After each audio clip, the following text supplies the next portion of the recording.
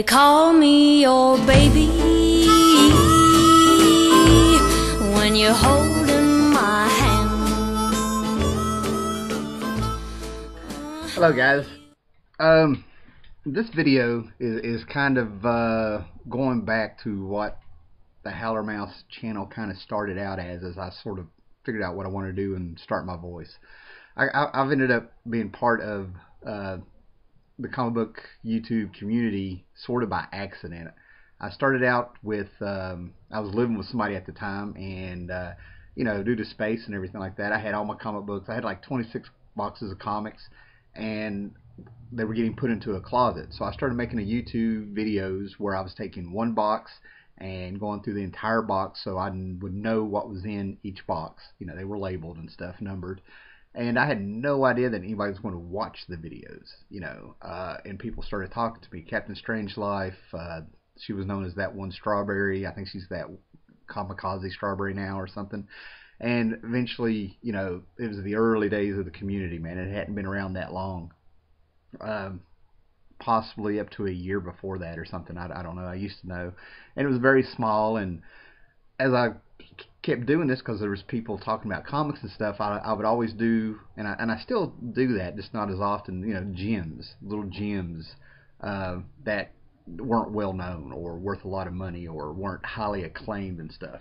Things like John Byrne's She-Hulk, things like Sword of the Atom, because basically I love comics, and I'm starting to find that again.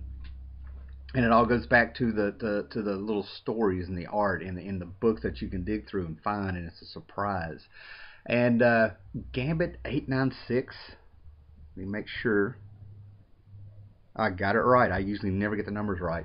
Gambit 896, Ben Jones is on Twitter and stuff, and you know, he'll ask questions of me and a few other people about comics, or what do we think of, you know, should he pick this up, should he pick that up.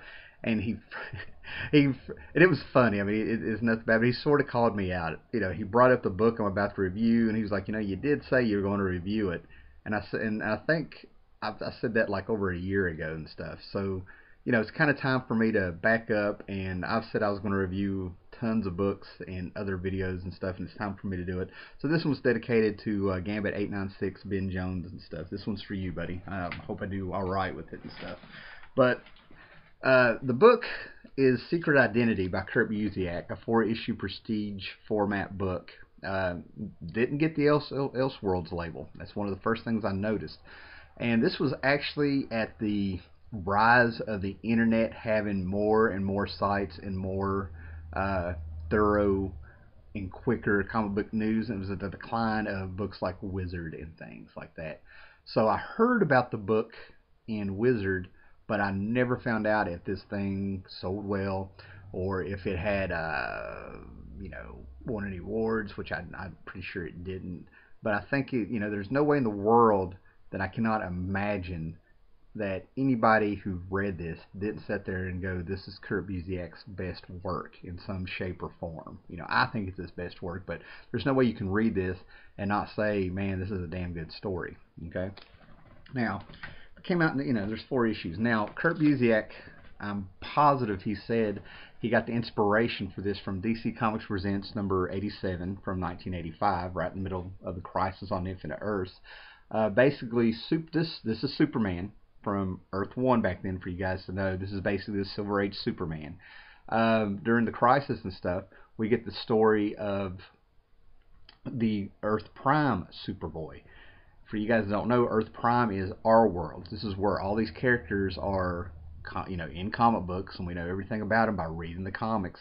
And all of a sudden on Earth Prime, due to a meteor or a comet, I think it was a comet flying by, you know, this boy, all of a sudden named Clark Kent in Kansas, who thinks it's funny, is at a costume party, ends up getting the powers of Superman. And of course, over the years, this has ended up being Superboy Prime, you know, who's in Infinite Crisis and all over the place, Adventure Comics for a while, and just became like a psychopath, you know, just with real world violence into the world of it, real world violence into the world of comic books there. And here's the page. Superman has ended up on Earth Prime, and he looks on the beach. This is actually two parts. The first part is Superman meeting this Superboy. I mean, he's walking along the beach in the real world. The comet flies by, and all of a sudden he just feels like he can fly. So he gets up and he flies, and he meets Superman. The second half of this book is what was going on that led up to that day about him. Okay. So basically, that's you can go back and try to find this and everything. So basically, that's where the inspiration came from. Okay. Now, here in the last couple years, J. Michael Straczynski has come out with a set of hardback books. I think they're on volume 2, called Superman Earth 1 or something like that. And it's a realistic view of Superman in the real world. And there's been 2 volumes.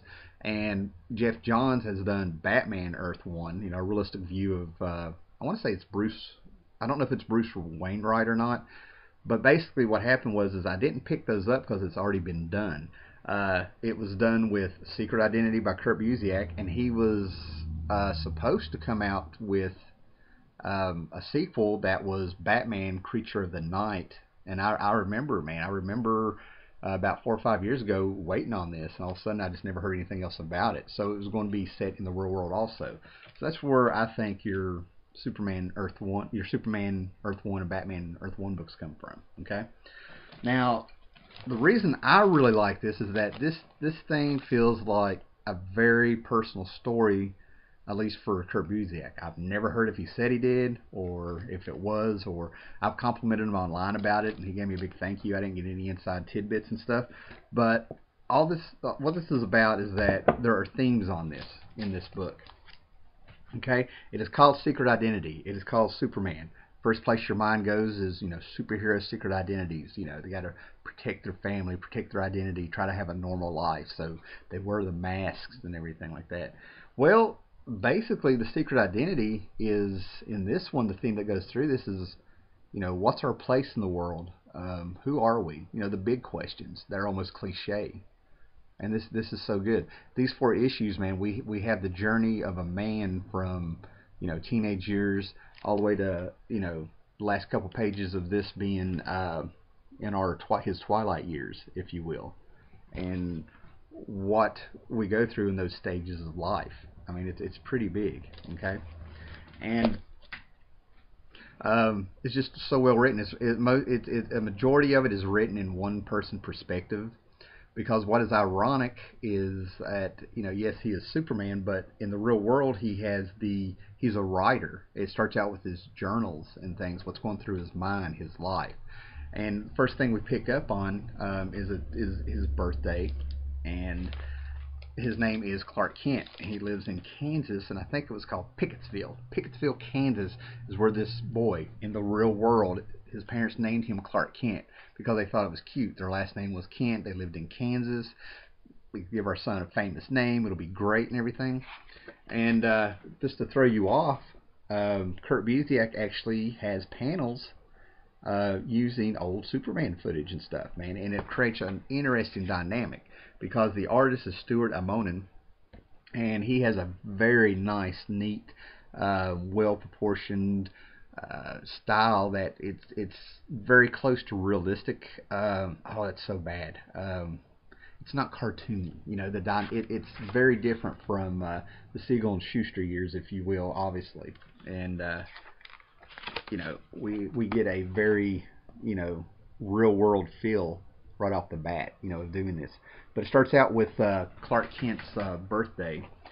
And everybody, all for birthdays, he always gets a Superman cape. And his family always sends him Superman stuff. And they all think it's funny and it's cute. And deep down, I wouldn't call it a disdain for Superman, but he's done. He is done with it for all these years and stuff. And we get into the teenage angst, okay? And this does not go overboard. I mean, this thing reads like a little novella and stuff. And we hear, it's very introspective of Clark's thoughts. And we see Kansas that he's growing in and stuff. And what caught my eye, and I think if you read this, you're always going to find something that'll catch you that he has to say. But what got me was the fact that he gets picked on. The family thinks it's just so freaking cool that he's named Clark Kent, and they're in on the joke of him getting the action figures and all his life. I mean, he ended up becoming an expert on Superman by pure accident, because he says he really does not like Superman. So he knows the history of Superman. He knows all the characters of Superman. He's read so much Superman. He knows the supporting cast. He knows Laura and Kara and Jor-El and Lana Lang and Lois Lane and everything like that in the middle of Kansas. But he also gets picked on by his friends for it. So he's ended up becoming very lonely due to just sick of everybody, making the Superman jokes and picking on him. Like they'll throw his papers and tell him to use his super speed to get it. I mean, it's the real world. He gets picked on. But he said, but you start getting the idea that it's not so much that he's heard so much about Superman and the in jokes and everything that I just talked about, but it's the fact that when he read the Superman comic books, he's kind of been outcast due to the name of Superman and stuff. It's not a normal life. He just can't go on. The famous name is kind of, ostracized him a little bit, made him a little bit different. But what he's really jealous about is when he reads the comic books, Superman, had the secret identity of Clark Kent, so he could have a normal life with Lana Lang. And oh my God, I can't believe I'm going blank. He had a friend in high school. Oh my God, I can't believe I'm going blank on a very common little thing. Oh my God, Pete Ross. Lana Lang and Pete Ross, he had friends who just treated him like normal, in his eyes and stuff. And that's what really got him. Superman seemed to have the better life. He was able to have that secret identity and have friends and talk to people and stuff. And without, as soon as you meet somebody, it always comes up, the Superman jokes and stuff.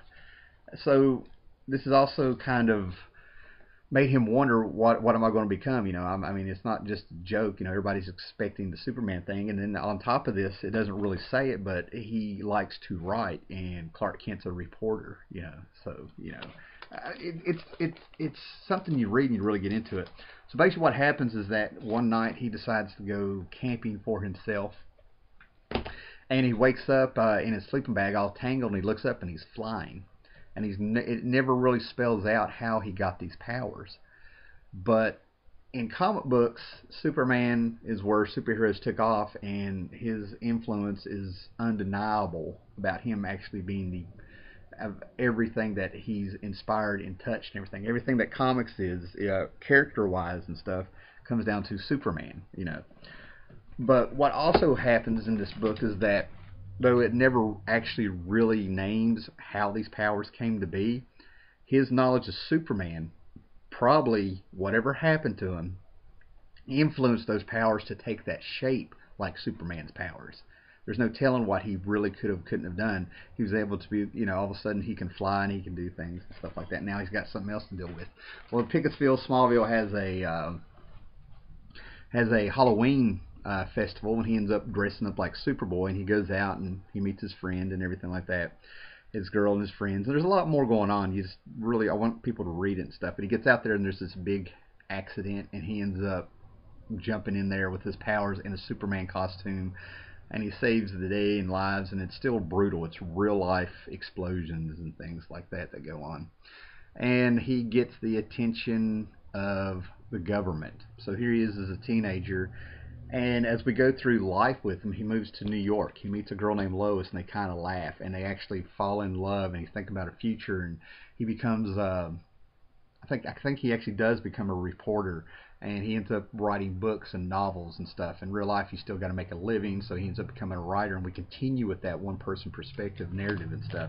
And as the story picks up, and he deals with how to do all this stuff and keep his secret identity and stuff, we get more little genius panels from Kurt Busiek, where Mr. Ramona, where they use classic Superman panels and stuff from the past stories and stuff. And we see him sort of accepting. He went from the teenage angst to where now he's becoming a young man. He's getting a career. He's moving on. He's getting on with his life. He's meeting a woman. He's thinking about the future. Meanwhile, the government is still trying to track him down. And as he goes on, we move into another life where, we go from teenage angst, teenager, to the young man starting his life, to where now it's about family. He gets married, has twin girls, the government's after him, and he finally makes a deal with them that he'll go on missions that are not political in nature, but they have to stop trying to figure out who he is. And he ends up taking ideas from the Superman comics on how to protect his secret identity in order to protect his family and things like that. And then we go into the twilight years and stuff. Things start coming to a head with the government and who he is, and he's accepting who he is. And we get into the middle age, where he has daughters, and into his twilight years. And it's what does this all mean? Has it meant anything? And you come to peace with who you are, and you look back on your choices, and you start figuring out, did things mean something? Did they not mean anything? And story-wise, we go in and we find out his twin daughters have powers and they're keeping them a secret, but he kind of figured it out. And as he gets older, he's starting to feel that his powers are going away. He's waning. He's aging. But all of a sudden, all these other people are popping up with powers, almost like a legion of superheroes in a way. And he was the first one.